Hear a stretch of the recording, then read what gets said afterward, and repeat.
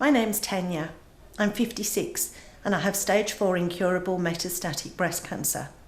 I'm a passionate and vocal advocate for voluntary assisted dying and end-of-life choices. I live in Australia, but it doesn't matter where you live, what state, what country. It's now 2020, and when you live with a life-limiting disease, that means the option of longevity is removed. But what can bring you peace of mind is having control over the end stage of your life. Many individuals contribute to the debate about voluntary assisted dying and end-of-life choices, but they're not the ones walking in our shoes. We hear the argument of protecting the vulnerable. We are the vulnerable. The legislation doesn't offer being elderly as one of the criteria. It's hard to believe that anyone could stop the right of people like me and others to say when enough is enough in the last stages of our disease, that last 6 months. We hear the opinions on TV, radio, we hear politicians in Parliament. We fall under the banner of the terminally ill. We're a category, a group. We're faceless and without a voice in these actual debates. The nitty-gritty and all the intimate details of what we go through as part of our terminal illness is lost in the debates. We're just the terminally ill, and our disease might warrant a name, cancer. All of what causes our suffering, all that nitty-gritty is not discussed. We don't see nurses taking part in this debate, the ones who are there at the end, the ones who often can't go on record in support for fear of workplace reprisals. So let me share with you that nitty-gritty so that you know what it's really like for people. Palliative care nurses will tell you that there are some cancers that bring about the worst suffering. Other types may not be that bad. I'd like to share the details of my disease because I know so much about it. This explains why I and many others want the option of a peaceful death before the suffering comes in that last 6 months. By the age of 36, I'd been diagnosed with breast cancer twice. I'd undergone a double mastectomy, hysterectomy, and lots of radiation. 16 years later came the diagnosis of metastatic breast cancer. That means the cancer has returned, but it's spread through my body.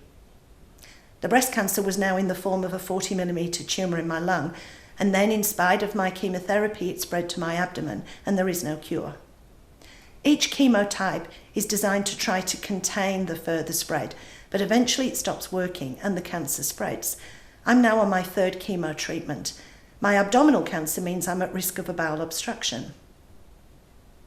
I've been told to be vigilant about pain in this area, and if it happens, it most likely will mean the removal of my bowel and a bag, or if it's really bad, just being told that there's nothing further that can be done. This is just where I'm at right now. Metastatic breast cancer travels to other major organs like the brain, liver, kidneys, stomach. It can actually travel to the eyes, the sternum, the ribs, the bones. Cancer in the bones is a common site for metastatic breast cancer. It makes the bones weak and then they break, and it causes excruciating pain before they break. If scans show bone weakness, surgical intervention is often done by means of a metal rod which can be put through a weak bone to help support it. Spinal bones actually fracture, and they use a type of bone cement to inject this into the bones. This is part of the journey. Radiation is often used as part of treatment to reduce pain.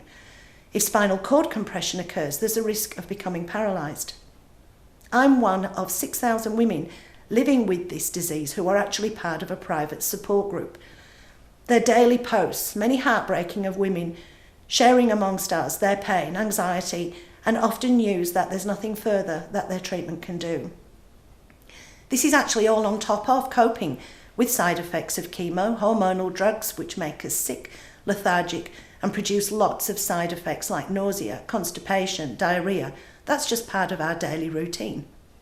And then we get strange things, reactions to chemotherapy, fingernails and toenails dying off, rashes, and lots of other things that come from a compromised immune system. One of our support group now has mucositis, ulceration of her mouth due to the chemo. She's lost 15 kilos because she can't eat because of the pain. None of this is spoken about in the media and the public debate. We're a brave lot. We don't complain. We get on with life and we make the best of it. These ladies, they put on their wigs, their makeup, and from the outside they look good. We're not suicidal, far from it, We're hanging in there for as long as we can. At the very end of this journey, there are further complications when the body can no longer cope and the cancer overtakes. Bowel obstructions, patients vomiting faeces, drowning in their own fluid that no amount of palliative care can help. I call our journey the in-between stage, or that we go through before the end stage. Only the individual knows when they've had enough of this disease. We might be forgiven for saying I've had enough in that last 6 months. That's what voluntary assisted dying and end-of-life choices is for. It's to give someone in the last 6 months the option of saying enough is enough, I can't do this anymore. Until you're living with a disease like this, until it's your loved one that you're watching, you couldn't possibly understand this journey. The legislation provides a voluntary option for a peaceful death for the dying. If you don't agree with it, then you'd never request it. It's important we have this option. It brings great peace of mind and allows us to enjoy what time we have. Voluntary assisted dying and end-of-life choices is not about ending life. It's actually about ending the suffering when we've already endured so much.